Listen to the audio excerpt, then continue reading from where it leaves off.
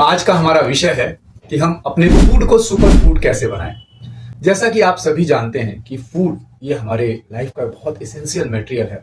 तो ये फूड अगर हम ग्रहण करते हैं तो हम सभी जानते हैं कि हम जब फूड को लेते हैं तो ये फूड हमारी फिजिकल बॉडी, हमारी मेंटल बॉडी और हमारी स्पिरिचुअल बॉडी को नरिशमेंट देता है। तो ऐसा क्या किया जाए, ऐसे कौन से उपाय किए जाएं अपने दैनिक जीवन में कि हमारा फूड भी सुपर फूड में तब्दील हो जाए। तो साथियों, मैं यहाँ बताना चाहूंगा, इसके लिए हमें बहुत ज्यादा परेशान होने की जरूरत नहीं है। सामान्य से 3 नियम अगर हम इसमें पालन करते हैं तो हमारा फूड सुपर फूड में तब्दील हो सकता है।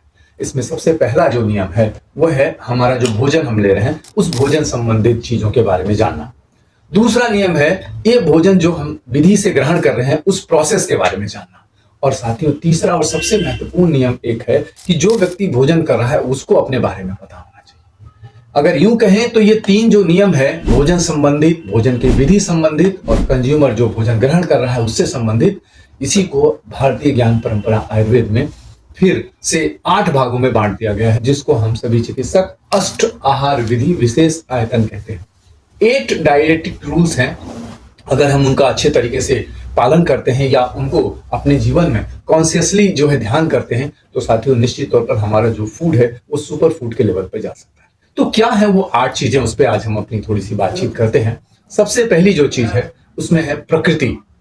जो भी हम भोजन ले रहे हैं उसका नेचर क्या है ये हमको पता होना चाहिए। इसके लिए बहुत सारी चीजों की इनलिस्टिंग की गई है। जैसे मैं एक उदाहरण के तौर पर कहना चाहूंगा कि दालों में मूंग की दाल पचने में बहुत लघु सुपाच्य होती है, तो वो हमारे लिए एक सुपर फूड है। दूसरा हमारे लिए सबसे बड़ी इंपॉर्टेंट चीज है, जैसे उड़द की दाल पचने में भारी होती है तो वो हमको उसका ध्यान करना चाहिए कि हम उसको कम मात्रा में। तो ये नेचर ऑफ फूड के बारे में भी हमको विशेष तौर पर यहाँ पे ध्यान देना चाहिए। दूसरा है करण। करण का मतलब है प्रोसेसिंग ऑफ फूड। जैसा आप सभी जानते हैं कि चावल को अगर कुकर के अंदर 2 गुने पानी में पकाया जाए तो पचने में भारी होता है, लेकिन अगर उसी चावल को 5 से 6 गुने पानी में ओपन पॉट में पकाया जाए तो वो पचने में हल्का हो जाता है।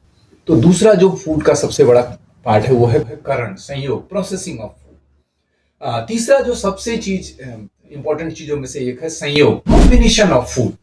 इस भोजन को किसके साथ मिलाकर खाया जाए, किसको किसके साथ मिलाया जाए। जैसे आप सभी जानते हैं कि अगर चावल और दाल को आपस में मिलाया जाए तो दोनों मिलके, मूंग की दाल और चावल मिलके खिचड़ी बनता है और खिचड़ी पचने में हल्की होती है। लेकिन उसी चावल को अगर दूध के साथ, शक्कर के साथ मिला के खीर बना दी जाए तो वो पचने में भारी हो जाती है।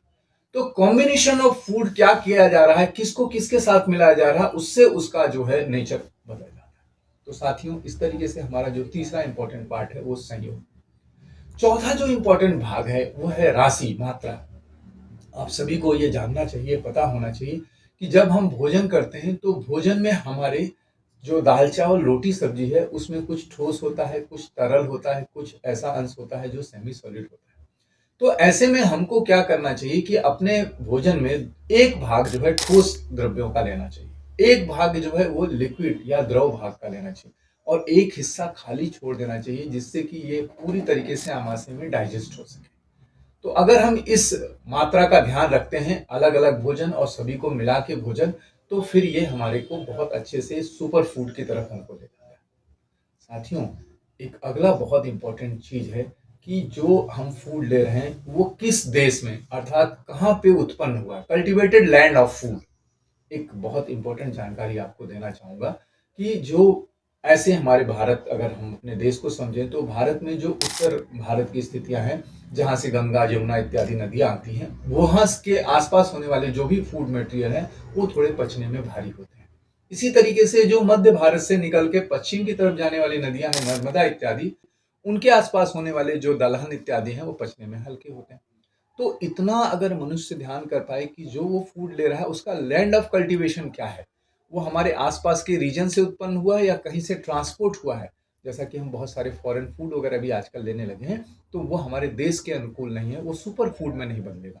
तो एक बहुत छोटी सी बात है कि कल्टिवेटेड लैंड ऑफ फूड, देश के बारे में हमको पता होना चाहिए। साथियों, अगला जो सबसे महत्वपूर्ण भाग में से एक है वो है काल।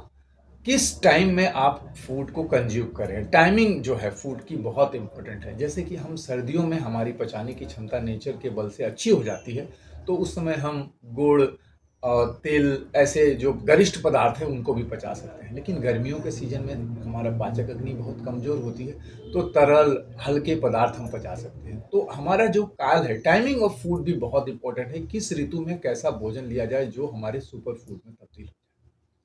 साथियों, इसके साथ ही एक बहुत इंपॉर्टेंट चीज है जिसको कहते हैं उपयोग संस्था संस्था डाइटेटिक रूल्स, कि भोजन जो कुछ भी लिया जाए वो पूर्व के भोजन के पच जाने के बाद लिया जाए, जिसको आयुर्वेद में कहा गया है जीर्ण लक्षण। जब तक पिछला खाना अच्छे से पच नहीं जाए, उद्गार डकार अच्छी नहीं आए, शरीर में हल्कापन नहीं लगे, नेचुरल अर्जेस यूरिन स्टूल इत्यादि पास नहीं हो जाए, तब तक हमको अगले फूड की तरफ नहीं जाना चाहिए। इसको हम उपयोग संस्था डाइटेटिक रूल्स भी कहते हैं। और last but not the least सबसे इंपॉर्टेंट चीज है उपयोक्ता, कंज्यूमर। कौन सा व्यक्ति इस भोजन को ले रहा है? साथियों, ये बहुत इंडिविजुअलिस्टिक साइंस है। पुरुषम पुरुषम विच का सिद्धांत यहाँ पे लागू होता है।